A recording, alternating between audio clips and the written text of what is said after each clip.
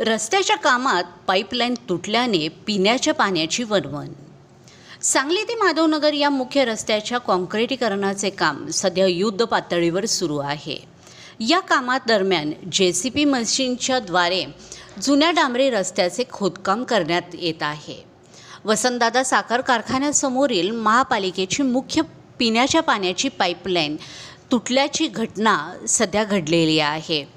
यामुळे साखर कारखाना परिसरात पाणी पुरवठा गेल्या 4 ते 5 दिवसापासून पूर्णपणे विस्कळीत झालेला आहे। पाणी पुरवठा खंडित झाल्याने परिसरातील नागरिकांची पिण्याच्या पाण्यासाठी मोठी वणवण करावी लागलेली आहे। अनेकांनी खाजगी टँकर, नातेवाईक किंवा इतर भागातून पाणी आणण्याची वेळ त्यांच्यावरती आलेली आहे। उन्हाळ्याच्या पार्श्वभूमीवर नागरिकांचे हाल अधिकच वाढलेले आहेत।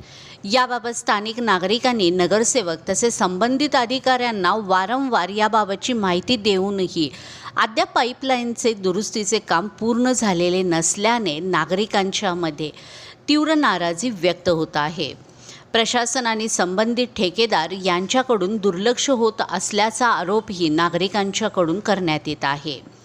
दरम्यान महापालिका प्रशासनाने तसेच रस्त्याचे काम करणाऱ्या संबंधित ठेकेदारांनी तातडीने लक्ष घालून तुटलेली पिण्याच्या पाण्याची पाईपलाईन दुरुस्त करावी आणि परिसरातील पाणी पुरवठा सुरळीत करावा अशी जोरदार मागणी या परिसरातील नागरिकांच्यामधून केली जात आहे।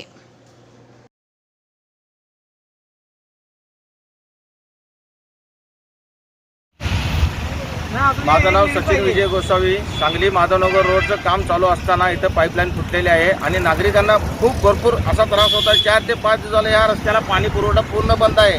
नागरिक इथं पळू का तिथं पळू असं करल्यात।